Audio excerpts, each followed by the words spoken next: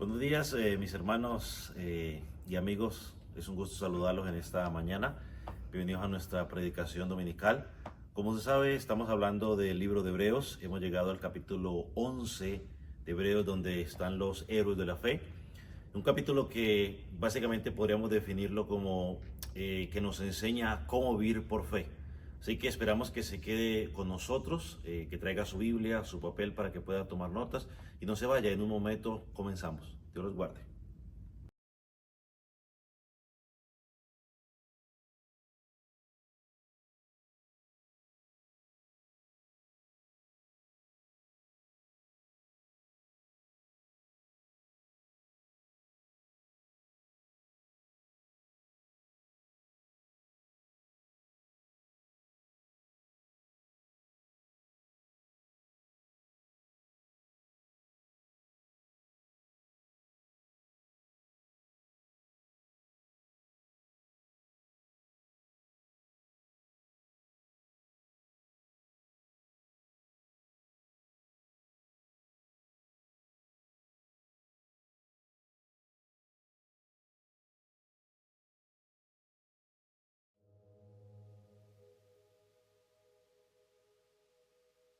Ya, por los siglos de los siglos.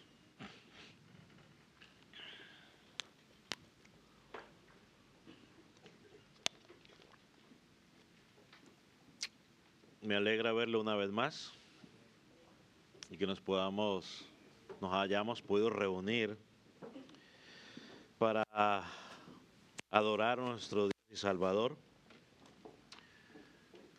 Quiero invitarle, por favor, que vaya al libro de Hebreos, capítulo 12, y me voy a permitir leer del versículo 12 hasta el versículo 14. Puede llegar con amén cuando lo haya localizado. Si usted tiene una escritura, pues puede acercarse a alguien que tenga o levante su mano y posiblemente un ujier le haga llegar una. Dice la palabra del Señor de la siguiente manera: por lo cual levantad manos caídas y las rodillas paralizadas, haced sendas derechas para vuestros pies, para que el cojo no se salga del camino, sino que sea sanado. Seguid la paz con todos y la santidad, sin la cual nadie verá al Señor. Ante Dios, nos encomendamos en tus manos una vez más, pidiendo que sea tu Espíritu Santo hablando en nuestras vidas. Señor, que nuestros oídos puedan estar atentos a lo que enseña tu palabra. Quita todo prejuicio, toda predisposición, todo cansancio, toda preocupación. Señor, y que nuestros sentidos estén concentrados únicamente en tu palabra. Señor, también oramos por el predicador para que pueda hablar conforme a tu voluntad. Señor, no conforme a los deseos engañosos de su corazón. Padre, si alguien que no te conoce, oramos para que hoy pueda llegar a conocerte. Señor, para que tú lo convenzas de que han pecado contra ti. Señor, que tú lo convenzas de que solo hay un Salvador, solo hay un camino, solo hay una verdad y solo hay una vida, Jesucristo. Y que hoy esa persona pueda clamar a ti por perdón y arrepentimiento. A ti sea la gloria, en el nombre de Jesús. Amén. ¿Puede tomar asiento, mi hermano? El domingo pasado, cuando comenzamos a estudiar esta sección, nos íbamos a enfocar en 4 cosas con las cuales debemos responder ante la disciplina de Dios. Y también hablamos o mencionamos que vamos a hablar sobre 2 o 3 peligros que debemos evitar. La idea era poder enfocarnos en los 4 puntos la semana pasada, pero no lo logramos. Solo miramos 2 de ellos y déjame repasarlos rápidamente. El primero de ellos o la primera respuesta que debemos tener frente a la disciplina del Señor es tomar ánimo para seguir adelante. El autor de Hebreos nos habla específicamente de levantar las manos caídas y las rodillas paralizadas, lo cual significa, o dijimos que significaba no rendirnos, no estancarnos, sino fortalecernos para continuar esa carrera de la fe. En la práctica, en la iglesia local, esto implica buscarnos entre hermanos o mirar al hermano que quizás está desanimado y levantarlo con palabras de aliento. No dejar que las dificultades o las pruebas que estemos experimentando nos aíslen o que las pruebas nos impidan estar juntos como cuerpo que somos. Significa también orar juntos los unos por los otros. Significa también servirnos mutuamente, mantenernos firmes. También hablamos que implicaba volver a nuestra vida de oración con fervor, amar la palabra, servir con pasión, congregarnos con fidelidad, hablar de Cristo a aquellos que no lo conocen. No dejar que el desánimo nos paralice, porque todos en algún momento experimentamos desánimo, pero no dejar que ese desánimo nos paralice. Aquí podemos recordar las palabras que Dios le dijo a Josué cuando iba a entrar a la tierra prometida, ¿no? O cuando iba a liderar al pueblo, y debemos también aplicar a nosotros. Debemos, en lugar de desanimarnos, debemos esforzarnos y ser valientes. Lo segundo que miramos, el segundo punto, para poder responder a la disciplina del Señor, es vivir de manera coherente con nuestra identidad espiritual, es decir, con lo que tú y yo somos en Cristo. Si decimos que somos hijos de Dios, nuestra vida debe reflejar que somos hijos de Dios. No podemos llevar el nombre de Cristo y al mismo tiempo caminar como si todavía fuéramos parte del mundo. No podemos quedar bien con el mundo y con Dios, el reino de Dios, a la misma vez. Es imposible. El apóstol Pablo, escribiendo a la iglesia de Éfeso, en Efesios capítulo 4, versículo 1, dice lo siguiente: andad como es digno de la vocación con que fuisteis llamados. Eso significa que nuestras palabras, nuestras decisiones, nuestras acciones, nuestras actitudes deben estar constantemente alineadas con la nueva vida que Dios nos ha dado. La pregunta que nos hicimos y podemos retomar el día de hoy es, porque él dijo, hace senda recta. La pregunta es, ¿qué marca estamos dejando? Las huellas que estamos dejando están trazando un camino recto para que el más débil en la fe pueda seguir sin tropiezo. ¿O estamos dejando un camino torcido que puede desviar a aquellos que todavía no están firmes en la fe, o sobre todo a aquellos que todavía no han creído en Jesucristo? Lo hemos dicho en varias ocasiones, nuestras decisiones, nuestras actitudes, nuestras palabras son como una señal que estamos dejando en un camino a alguien que nos está mirando. Y esa señal puede guiar a que alguien se acerque más a Cristo, o puede ayudar a que alguien se aleje de Cristo. Así que como iglesia local tenemos la responsabilidad de dejar un testimonio claro, consistente, edificante, en base a la fe que decimos que tenemos. Porque hay muchas personas que vienen atrás de nosotros, que nos están mirando. Ahora, para el autor de Hebreos, después de esta corta introducción, para el autor de Hebreos, no basta solo con levantar las manos caídas, rodillas paralizadas y vivir de manera coherente con el evangelio que hemos recibido o que estamos predicando. Dice que debemos buscar activamente la paz con todos, y dice aquí perseguir la santidad.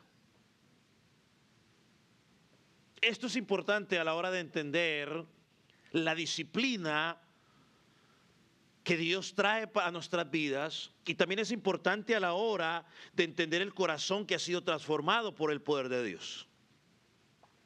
Miremos el tercer punto entonces. Si queremos responder bien a la disciplina de Dios, debemos buscar activamente la paz con todos. Mire cómo inicia el versículo 14. Seguid la paz con todos. El sentido de la palabra seguir es un poco más fuerte o más intencionado quizás de lo que usted y yo nos podemos imaginar. Según los estudiosos, esta palabra significa perseguir con esfuerzo. Es decir, que se requiere de usted y de mí un esfuerzo voluntario para hacer algo. Y los estudiosos ponen el ejemplo de un cazador que persigue una presa cuando la quiere cazar. Es una acción intencional, es una acción constante que requiere dedicación y requiere una decisión o determinación. Eso es lo que está diciendo el autor. Así que el autor que ha entendido la disciplina como algo que proviene de parte del Señor, no puede vivir una vida pasiva en relación a los diferentes conflictos que pueda tener con los hombres. Eso es lo que está apuntando aquí. El punto anterior nos llamaba a vivir coherente al evangelio. Ahora aquí nos está diciendo que si tú y yo hemos entendido que la disciplina de Dios tiene un propósito en nuestras vidas para hacernos más y más como Cristo, por lo tanto, ahora tú y yo no podemos vivir una vida indiferente o pasiva en relación a los conflictos que podamos experimentar con los hombres. Pero estarlo explicando bien. Sino que el llamado es a esforzarnos con sinceridad para vivir en paz con todos. Ahora, la pregunta que tenemos que hacer es, ¿y por qué el autor de Hebreos le está haciendo esta exhortación a estos hermanos? Yo quiero que usted ponga esto en contexto por un momento. Estos hermanos estaban sufriendo persecución por los judíos que antes eran sus amigos o que se identificaban con sus amigos con ellos. El imperio romano, para completar, entraba a sus casas, los saqueaba, los golpeaba y muchas veces los humillaba públicamente. Vaya identificando cómo estaban viviendo estos hermanos. Algunos que habían estado con ellos ahora en la congregación, los había abandonado, estaban en el judaísmo y se estaban burlando, los estaban persiguiendo. Así que esta congregación se encontraba en un momento de debilidad, de confusión. Probablemente había alguna división entre ellos. Entonces imagínense el ambiente. Quizás había una mezcla de sentimientos, quizás había dolor, quizás había enojo, quizás había miedo, quizás había discusiones intensas entre ellos, había desconfianza entre otras cosas. Y en medio de esa realidad que estaban viviendo estos hermanos, tanto interna como externamente de la congregación, el Espíritu Santo por medio del autor le place decirles, por favor, persigan la paz con todos. Y persigan la paz como un león persigue o como una leona persigue a un venado. Y háganlo con todos. Ahora, pastor, ¿cómo entendemos todos? No, la podemos entender de dos maneras. La primera manera en que entendemos todos es paz dentro de la iglesia. Y aquí no estamos hablando de la paz que tenemos con Dios, no, esa es otra historia. Aquí estamos hablando de la paz dentro de la iglesia local. Lo primero que ellos tenían que mantenerse como creyentes era esa unidad entre ellos. Yo quiero que usted entienda algo, que lo quiero decir y que no lo vayamos a usar como una justificación para pecar o que estoy justificando mi propia vida o quiero justificar a alguien más. Pero es una realidad. Mientras tú y yo estemos en este lado de la eternidad, es decir, mientras Cristo no haya llegado y estemos en ese proceso de santificación, lo entendamos, nos guste o no nos guste, va a ser natural que dentro de la congregación vayan a surgir tensiones, desacuerdos o discusiones entre hermanos. Eso no lo vamos a poder evitar, siempre va a pasar. Todos los que hemos tenido más de todos los padres que han tenido más de 2 hijos saben lo que estoy hablando. Los hijos normalmente discuten y no hay forma de evitarlo. Pero es que son hermanos, le dice uno, sí son hermanos, pero de vez en cuando chocamos. En la iglesia local pasa exactamente lo mismo. Por esa esquirlas que todavía hay del pecado, vamos a tener tensiones, vamos a tener discusiones. Pero el llamado del autor aquí, mire lo que el llamado del autor aquí no es a que nos dejemos de hablar. No es a que nos dejemos de hablar. El llamado del autor tampoco es aquí, es que, sal corriendo porque no te entiendes con tal persona. El llamado del autor tampoco es, siempre tú trata de tener la razón. ¿Cuál es el llamado del autor aquí? ¿Cuál es? Busca la paz. Y si lo alineamos con el Sermón del Monte, el Señor Jesucristo nos llama que seamos ¿qué? Pacificadores, o sea, busca arreglar el conflicto. O sea, esto no es cuestión mía del pastor. Esto lo presenta la Escritura. Por ejemplo, el apóstol Pablo, en Efesios capítulo 4, dice lo siguiente: soportaos. ¿Cómo?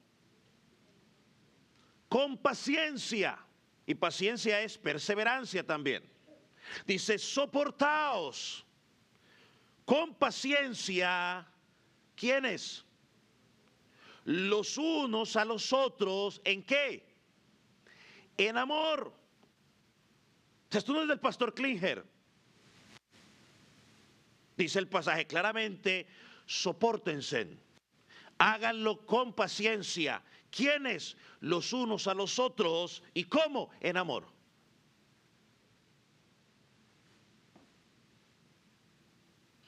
Y añade, por si queda duda para alguien, solícitos en guardar, es decir, en cuidar, en aplicar la unidad del Espíritu en el vínculo de la paz. ¿Es cuestión del pastor Klinger? No, lo enseña la Escritura. ¿Debo salir corriendo? No, debo buscar arreglar el problema. ¿Debo siempre querer tratar de tener la razón? No.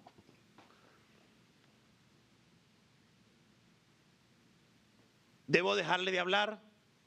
No. Ahora, y no solamente lo dice Romanos, lo dice Efesios, Romanos 14 también dice lo mismo. Dice el autor allí, el apóstol Pablo, sigamos lo que construye a la paz y la mutua edificación. Mutuo, entre todos, o sea, yo por ti y tú por mí. Hermano, la iglesia no debe ser un lugar para pleitos. Vamos a tener dificultades, sí, pero no debemos convertirlo en un lugar de pleitos. No debe ser lugar para el orgullo. No debe ser lugar para la división. Es un lugar para construirnos los unos a los otros, para edificarnos, incluso cuando estamos bajo presión. Por eso debemos aprender a buscar la paz en medio nuestro constantemente. Es una actividad constante.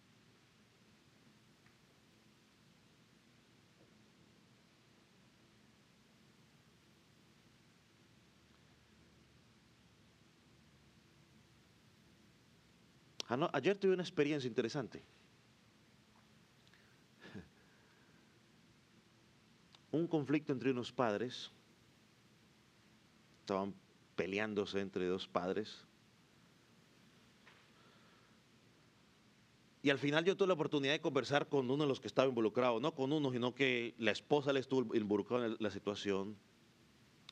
Y ahí andaban gritándose una cantidad de cosas por los niños que estaban jugando.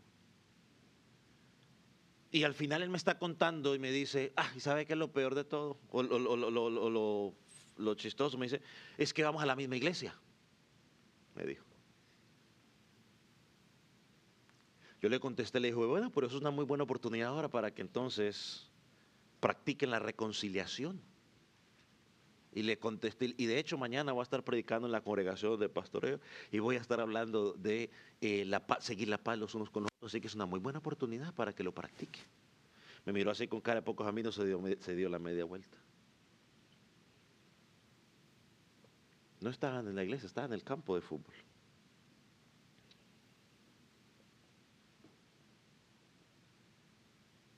Aquí es donde tenemos que preguntarnos usted y yo, ¿cómo está mi paz con los hermanos en la iglesia local? Hemos dicho en varias ocasiones que tenemos que hacer algo con lo que estamos aprendiendo en la palabra. Bueno, aquí es un buen momento para examinarnos y decirnos, bueno, si Dios viniera a hacerme un examen en referencia a eso, ¿cómo estoy? ¿Cuánto sacaría? Pero no queda allí. La segunda manera de buscar la paz es con los de afuera, incluso con nuestros enemigos. Hermanos, la paz, hermanos queridos, la paz no termina dentro o no se queda limitada a las cuatro paredes de la iglesia local. Estamos llamados también a buscar la paz con los de afuera, incluso quienes muchas veces nos hacen daño. Déjeme decirle, por ejemplo, lo que dice el Salmo 34, versículo 14. Dice, apártate del mal, haz el bien, busca la paz y síguela. El apóstol Pablo en Romanos, capítulo 12, versículo 18, nos dice un pasaje que quizás no nos guste mucho, pero lo dice la Escritura. Y el apóstol Pablo dice allí claramente, si es posible, en cuanto pueda de vosotros, estad en paz con todos los hombres. No se trata únicamente de vivir en armonía con mis amigos o con mis hermanos en la fe y el resto que se los traga el tigre. No, el llamado de Dios dice hacer todo lo posible por vivir en paz, incluso con los impíos, con los que nos odian por causa de la fe que predicamos. Ahora, esto no significa de que tú y yo debamos hacer lo que no es correcto para estar bien con ellos. No, eso no es lo que está hablando. Tampoco está diciendo que comprometas tus principios bíblicos para estar bien con ellos. No, lo que está diciendo es, no respondas mal con mal, básicamente. Y evita cualquier actitud con ellos que los pueda llevar a un conflicto. Dijo un comentarista, John Brown, lo siguiente: debemos hacer todo excepto pecar con tal de evitar una pelea con nuestros enemigos. Debemos hacer todo excepto pecar con tal de evitar una pelea con nuestros enemigos. Ahora, yo entiendo que la paz tiene dos vías. Cuando hablamos de la paz con los hombres, ¿no? Tiene dos vías. Es decir, no es posible que dos personas o dos naciones vivan en paz cuando una de las personas o las naciones está constantemente causando conflictos. Pero piense por un momento en el Señor Jesús. Jesucristo era un pacificador y tenía paz con todos los hombres, pero no todos los hombres eran pacíficos con él. Pero Jesús nunca comprometió sus principios. Vi lo que dice el apóstol Pablo en Romanos 12, versículo 18, ya lo dije, déjeme leerlo una vez más. Si es posible, en cuanto dependa, esa palabra, subrayala, dependa de vosotros, estad en paz con todos los hombres.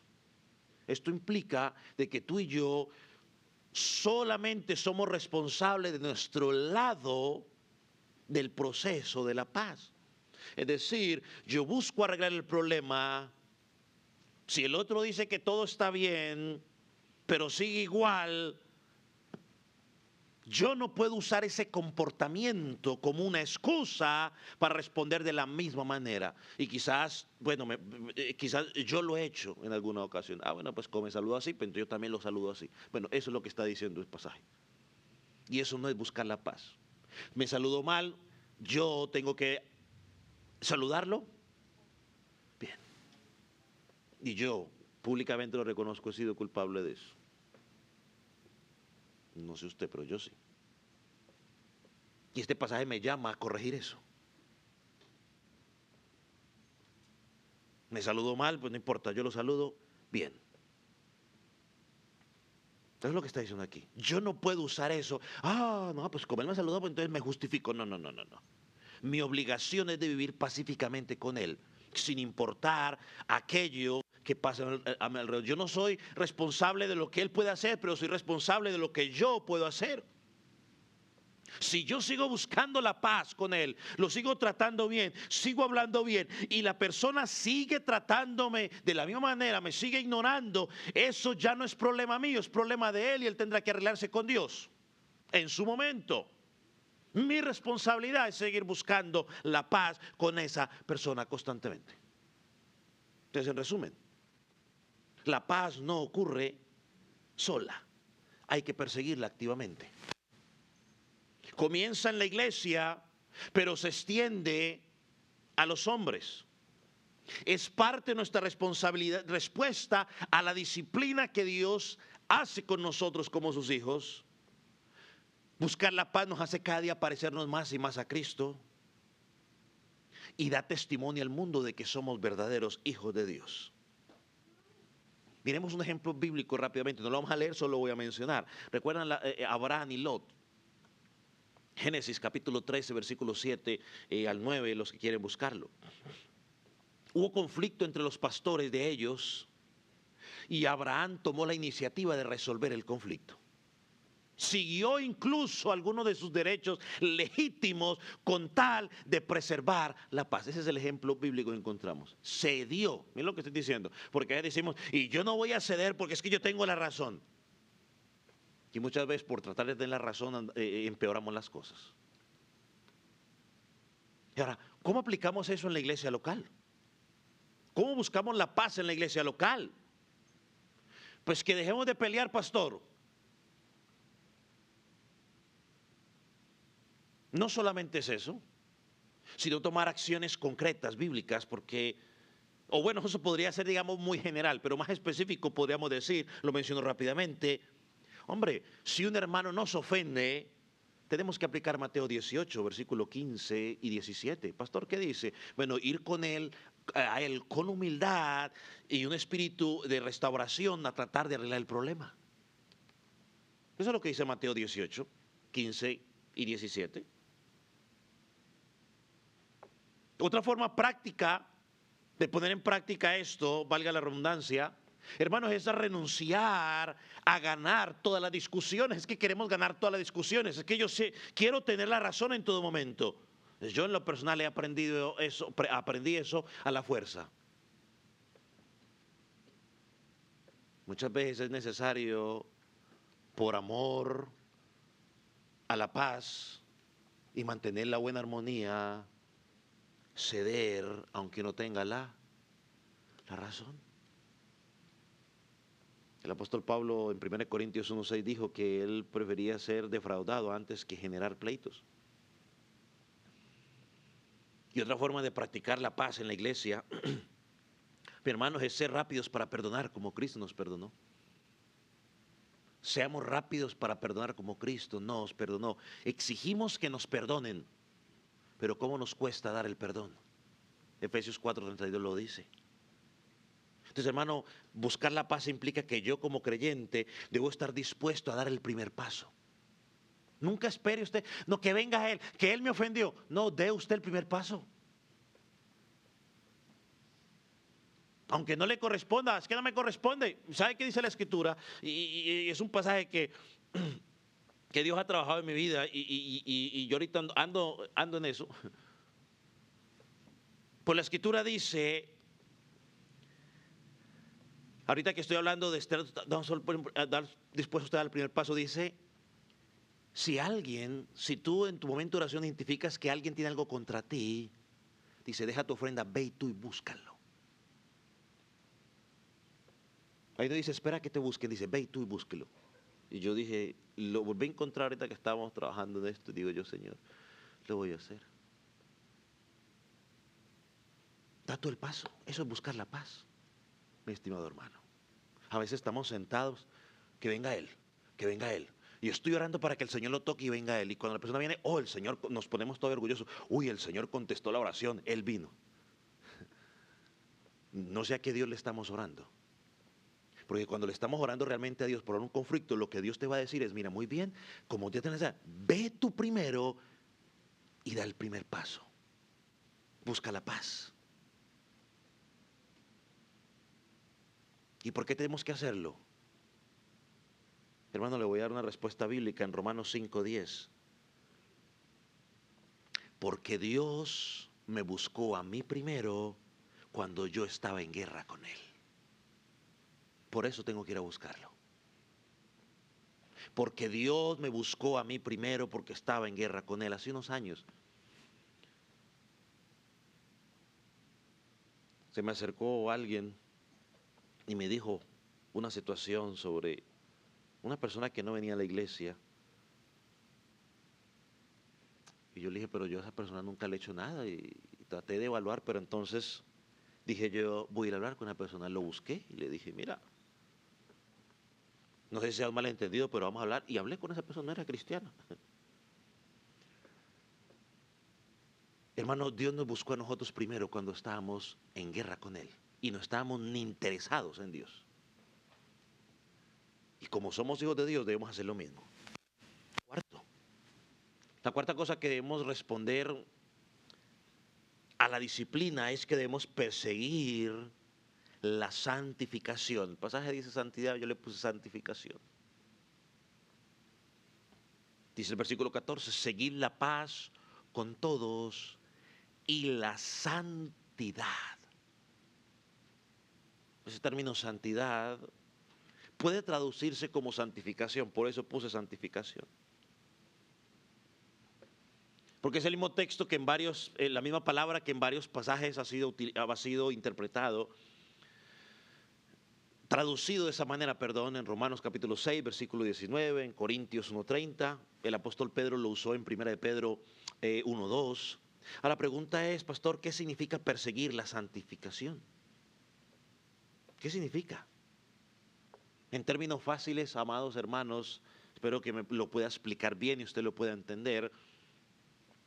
Significa vivir para Dios.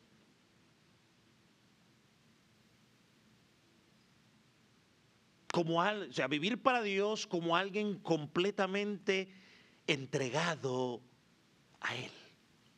Eso es buscar la santificación. Significa que mi manera de vivir debe mostrar que somos hijos de Dios. Es decir, si en algún momento me equivoqué, yo debo decir, un momento, si me he equivocado, voy a buscar solucionar el conflicto.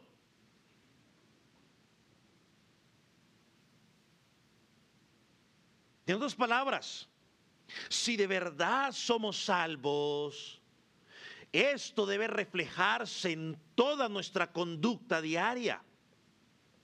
Nuestra conducta debe mostrar que ya no pertenecemos al mundo, sino que hemos sido separados para Dios. El Señor Jesucristo, en su oración sacerdotal, oró por nosotros y dijo: Señor, no los saques, sino guárdalos del mundo. Porque como yo no soy del mundo, ellos tampoco son del mundo. Sí estamos aquí en Dothan, en esta tierra, trabajamos en lo que trabajan los impíos, pero ni pensamos, ni actuamos, ni tomamos decisiones, ni solucionamos los conflictos como los solucionan ellos.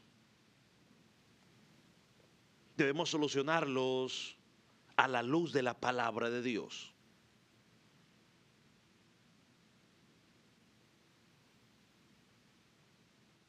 Y escúcheme con atención, por favor. Perseguir la santificación no es algo pasivo. Pastor, ¿qué es algo pasivo? Pues que estoy así quieto. Ya Dios me santificó, ya. La Biblia dice que el que comenzó la buena obra la terminará hasta el día. Pues entonces yo estoy aquí en una hamaca, echándome brisa, esperando. Eso es ser pasivo. Esperar que las cosas cambien solas. Eso es ser pasivo. No, que venga Él. Que venga Él y solucione el problema porque Él fue el que me ofendió o ella fue la que me ofendió. No. Perseguir la santificación es algo activo, es un llamado a esforzarte activamente, con intención y con disciplina, una vez más, como lo hace una leona cuando persigue una presa. Eso es lo que está diciendo, búscalo.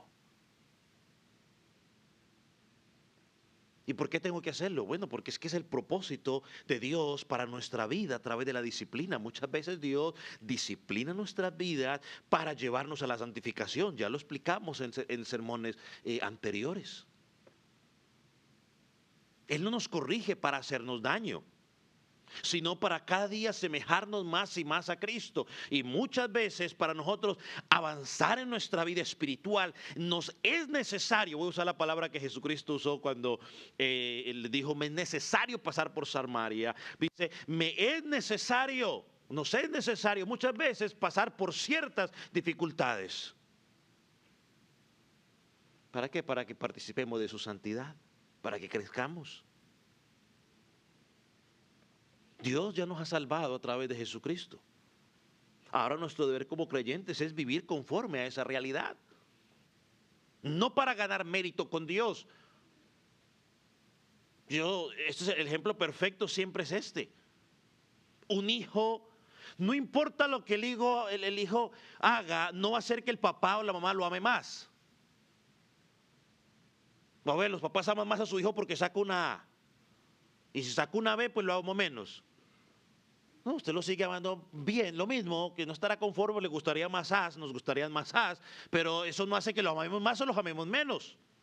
Y muchas veces los hijos toman comportamientos que como padres no se les ha enseñado, pero usted sigue amándolos igual porque son sus hijos. ¿Tienen algo que hacer para que usted los ame más? No, no tienen que hacer nada. ¿Han hecho algo para que usted los ame? Tampoco.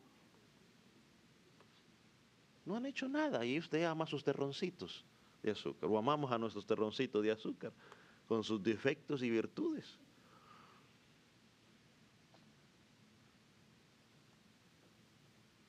No actuamos de esa manera para que Dios nos sabe más. Actuamos de esa manera porque es nuestra responsabilidad. Porque Él nos llama a ser santos. Por eso lo actuamos. Hermano, Dios nos dio un nuevo corazón, dice su palabra, si estás en Cristo. Nos dio un espíritu nuevo. Perdón, puso su espíritu en nosotros. Escribió su ley o su palabra dentro de nuestros corazones. Y todo lo hace con un propósito, para que vivamos una vida santas delante de Él. Y esa es la evidencia de que somos parte de ese nuevo pacto. Y mire lo que añade el autor. El autor añade: seguir la paz con todos y la santidad, que dice, sin la cual nadie verá al Señor.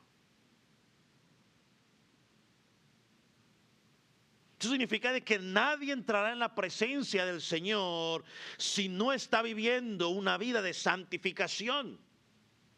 Ahorita explico algo, por si usted lo está pensando. Pero ahorita lo explico. Hermano, esto no es una opción. Esto no es, si quieres vivir como cristiano, vive. Si no, pues no. Al fin y al cabo, Dios te ama. Dios es bueno y maravilloso. No, eso no es una opción. Es una orden.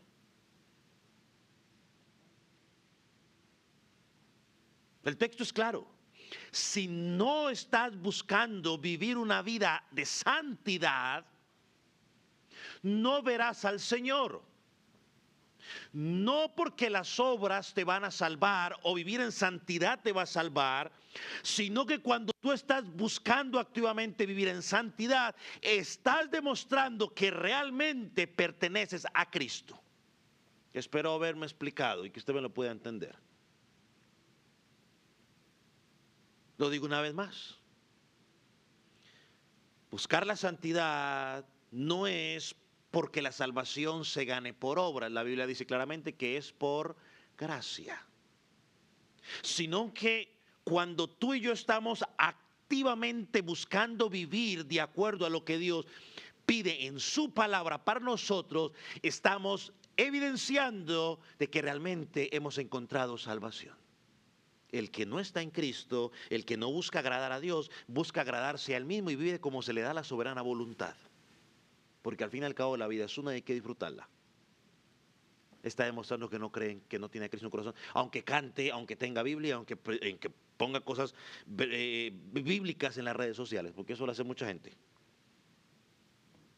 El verdadero creyente es aquel que ha nacido de nuevo, que algún día, por la promesa que tenemos en la palabra, desea ver a su Señor, pero sabe que el camino a la meta es la santificación o la santidad. Y hace todo lo posible por caminar en ese camino. ¿Se va a equivocar en algún momento? ¿Va a pecar en algún momento? Claro que sí. Capítulo 11 nos mostró que muchos de estos hombres pecaron.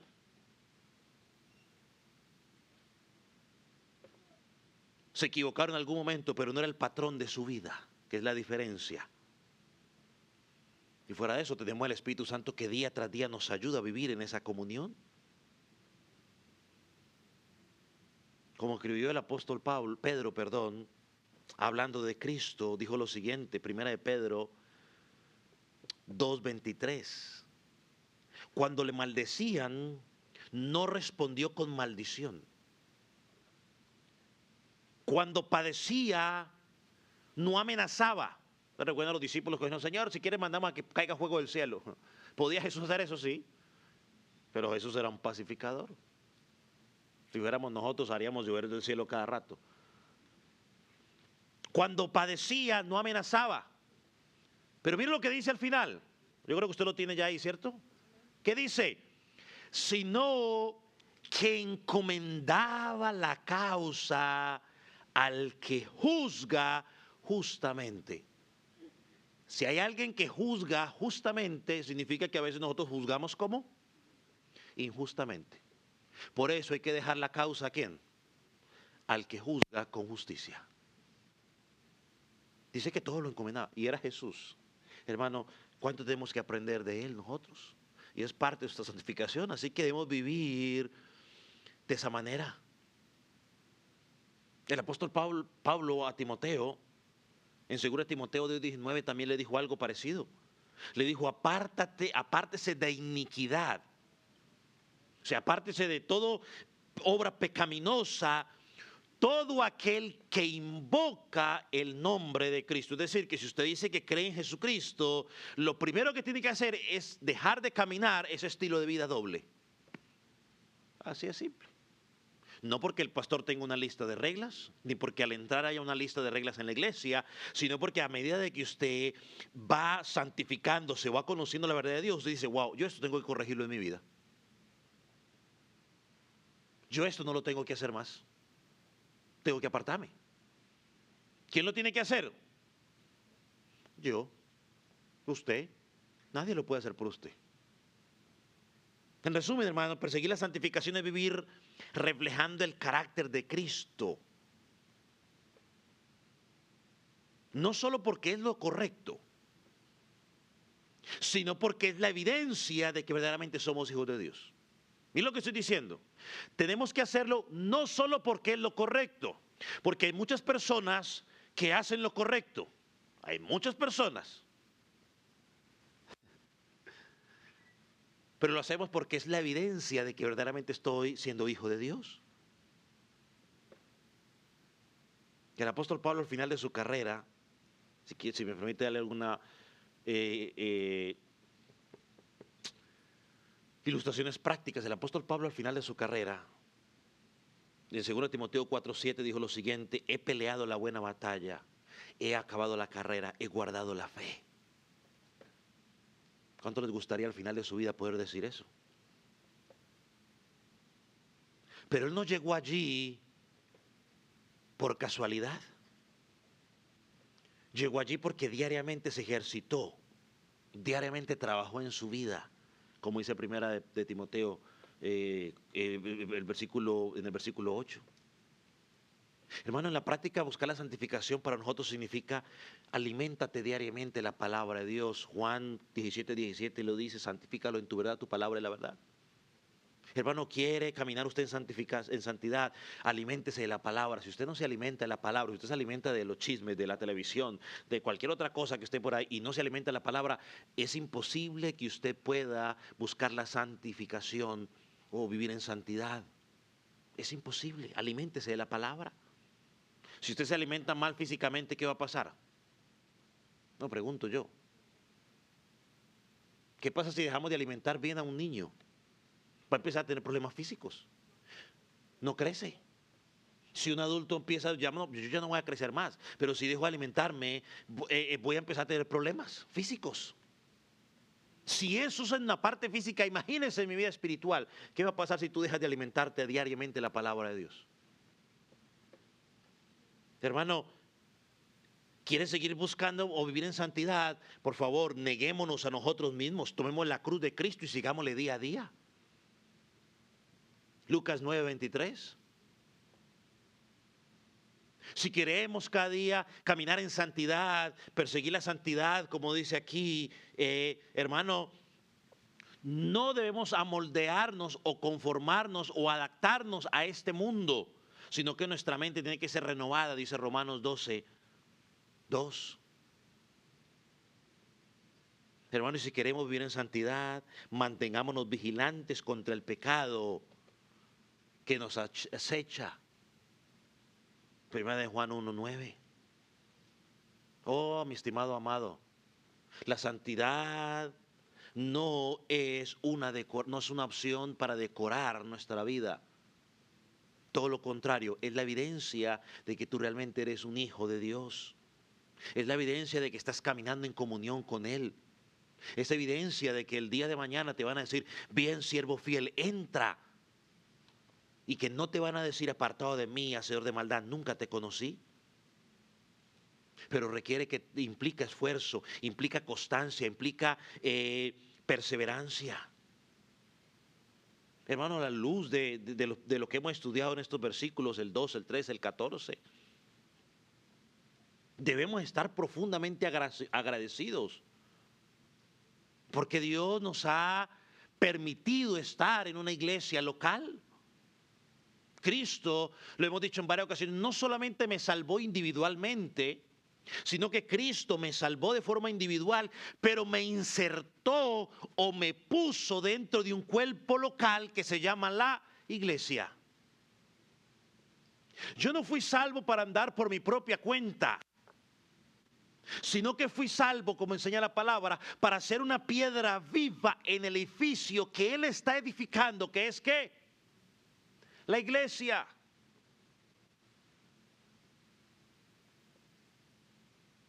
Dios nos disciplina a nosotros como sus hijos y muchas veces en gran manera lo hace a través de la iglesia. En la iglesia, el contexto, la iglesia local es donde Él nos instruye, donde Él nos corrige, donde Él nos exhorta, donde Él nos fortalece y donde Él muchas veces pone a prueba si estamos aprendiendo lo que estamos escuchando. No fuimos llamados a vivir una vida cristiana individual. Yo y mi relación con Dios, yo y Él, yo y Él, yo y Él, yo y Él, y el resto miran a ver, no soy yo y Él. Mientras yo esté bien con Dios, el resto me importa. Eso bíblicamente no tiene base bíblica. No tiene fundamento bíblico, que tengo que decirlo. Hermano, el individualismo es una amenaza del mundo. Y es una amenaza a la iglesia local, el individualismo, es decir, yo por mi propio lado. Hermano, cuando tú y yo leemos y estudiamos la palabra, no solo debo preguntarme a mí, ¿qué dice el pasaje que yo tengo que hacer? Sí, es buena esa pregunta, es bueno ese análisis, pero la siguiente pregunta es, bueno, ¿y qué nos dice al Señor a nosotros como iglesia local en este pasaje? Hermano, yo quiero que usted recuerde que es que el Nuevo Testamento es un libro para la iglesia. Los evangelios hablan de Cristo para que la iglesia conozca a Cristo. Hechos, el libro de Hechos, nos muestra el crecimiento ¿de quién? De la iglesia. Por la obra del Espíritu Santo. Las epístolas fueron escritas por los apóstoles, ¿a quiénes? A la iglesia. El libro de Apocalipsis, que dijimos que fue dirigido a las 7 iglesias de Asia Menor, que representan a toda la iglesia de Cristo,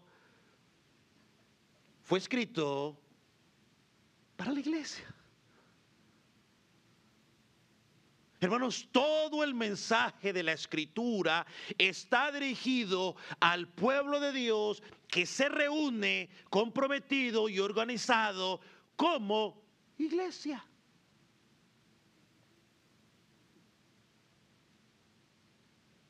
Por eso cuando Hebreos dice, el autor de Hebreos dice, levantar las manos caídas, afirmar las rodillas paralizadas, no es una acción únicamente yo. No, ahorita yo me preocupo y me voy yo a levantar mis manos y mis rodillas. ¿Y tu hermano qué? ¿Qué vamos a hacer con el hermano? Ah, no, pues que cada quien sálvese quien pueda. No, si lo entendemos de esa manera, no hemos entendido que el llamado de la Escritura es un llamado corporativo. Somos un cuerpo, fortalecernos, a ayudarnos mutuamente. El mejor ejemplo que encuentro siempre es cuando uno se machuca un dedo. Usted no se machuca un dedo y dice, bueno, pues ahí arréglese como pueda. ¿Quién lo manda? Por bobo, por meterlo ahí. No, uno agarra el dedo y empieza, besitos y toda la cuestión. Cuido mi dedo. Yo me clavé una estaca en estos días. Me puse de talador de árboles y me clavé una estaca. Pastilla, gracias. Oh, la estaca, ok, gracias, hermano, una astilla. Aquí entre la uñita y esa cosa. Oh, hermano, ya agarré mi dedito y me fui rápido. Se ven las oscuraciones y ahí. Yo no le dije, eso le pasa por meter el dedo, no tiene que meterlo. Somos el cuerpo de Cristo, hermanos. Tenemos que apoyarnos, tenemos que fortalecernos. Aún en las tribulaciones, aún en los conflictos. Eso requiere ser parte del cuerpo de Cristo. Aquí tenemos que hacer una pregunta. ¿Conocemos a los hermanos donde nos congregamos?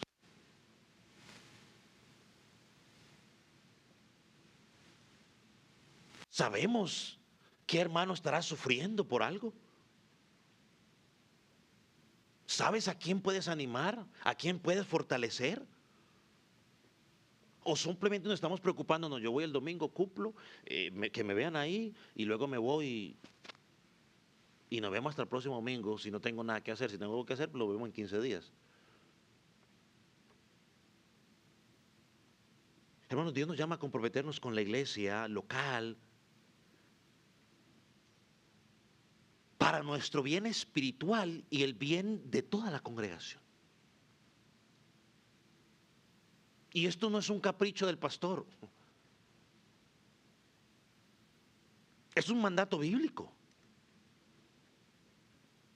Ser parte de la iglesia local no es únicamente llegar un domingo, llenar un papel y decir si yo soy miembro de esa iglesia, asistir. No, ser parte de la iglesia local requiere compromiso, requiere amor, requiere servicio mutuo y no es opcional, es parte de nuestra identidad como hijos de Dios.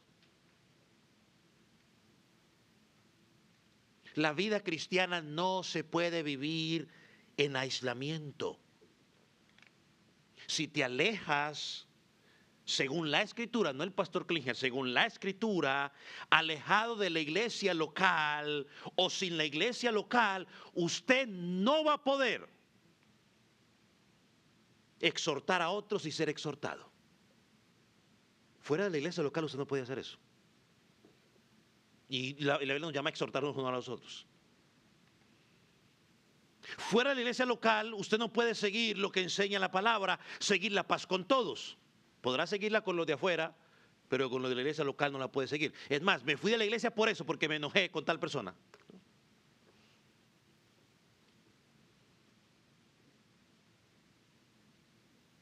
Alejado de la iglesia, usted no puede perseguir la santificación o la santidad en comunidad. Porque sí, yo tengo que ser santo, pero también como iglesia somos llamados a hacer santidad. Alejado de la iglesia, usted no puede servir con sus dones para edificar los unos a los otros y ser edificado. Porque cuando yo uso mi don para edificar al hermano, yo estoy edificando al hermano, pero cuando el hermano usa el don, su don, también me está edificando a mí. O sea que en la iglesia edifico y somos edificados. Tú das y yo doy. Fuera de la iglesia local, bíblicamente, según la Escritura, usted no puede ser ni corregido ni corregir a otros. ¿Y cómo voy a corregir a otros? ¿Cómo van a corregir si yo ni me aparezco por allá? No quiero tener nada.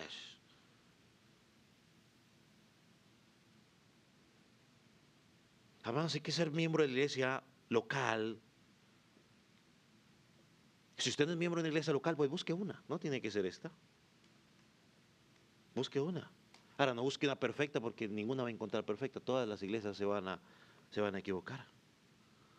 Pero si ya eres miembro de una iglesia local, hombre, vive como un miembro activo.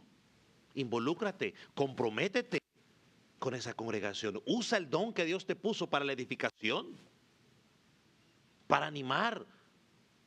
Quizá hay personas que tienen, no sé, una capacidad para mejores palabras fluidas para animar a otros. Yo no soy muy bueno para eso. Pero hay personas que sí. Oh,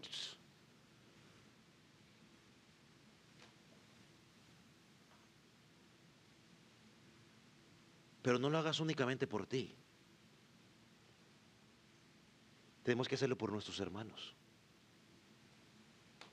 Recuerda lo que dice el autor de Hebreos. Sin santidad nadie verá al Señor. Y Dios diseñó que esa santidad debe vivirse y actuar en comunidad dentro de la iglesia local. Y eso no es concepto mío, es un concepto que enseña Dios en su palabra. Ponga sobre sus pies y vamos a orar. Y mientras usted se prepara para orar, yo quiero que usted piense en estos dos puntos que miramos el día de hoy.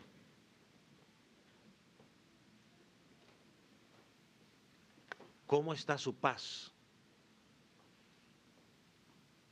con los de adentro, con los de la iglesia local? ¿Hay alguien que usted quizás ha identificado que tiene alguna molestia con usted? Yo hace unos meses empecé a hacer algo y algunos de ustedes se dieron cuenta porque los busqué, dejé de hacerlo, pero lo voy a retomar con los que me faltan. Así que prontico me verá o escuchará, pero algunos de ustedes saben lo que yo me acerqué con ustedes como pareja y conversé con ustedes. Algunas veces mi esposa estuvo allí conmigo y hablamos. Pero usted puede pensar en alguna situación que quizás tenga usted algo o que vea que alguien tiene algo contra usted. Pregúntese, ¿qué has hecho? ¿Estás orando para que esa persona venga y te busque? ¿O estás tú orando para que Dios te dé el tiempo para ir a hablar con esa persona? ¿Estás buscando la paz? ¿Estás perdonando? ¿Estás soportando con paciencia? Y en referencia a la santidad, piensa por un momento, ¿está tu vida reflejando? ¿Te estás esforzando cada día por hacer lo que Dios pide de ti?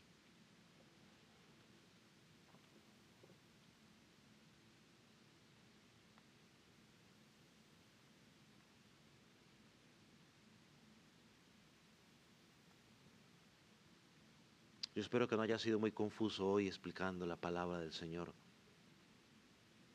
que usted haya entendido. Y si entiende que esa palabra proviene de Dios, pues debemos hacer algo. Y amigo que estás en Cristo, yo te hago una invitación.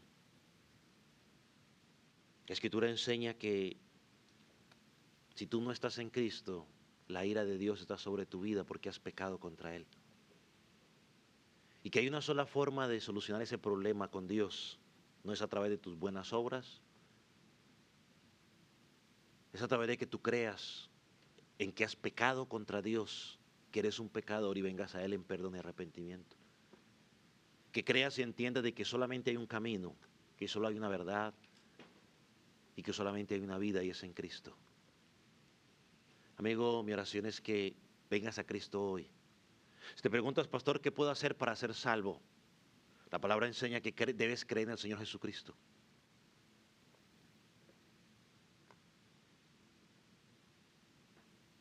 Y Jesucristo dice que si vienes a Él en fe y en arrepentimiento, Él no te echa fuera, te perdonará. Así que si tú reconoces que eres pecador, allí donde estás, habla con el Señor, pídele perdón por tu pecado contra Él.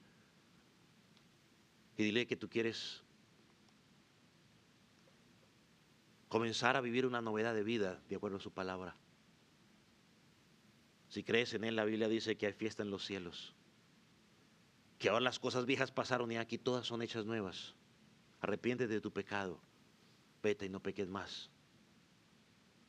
Padre, te damos gracias por tu palabra.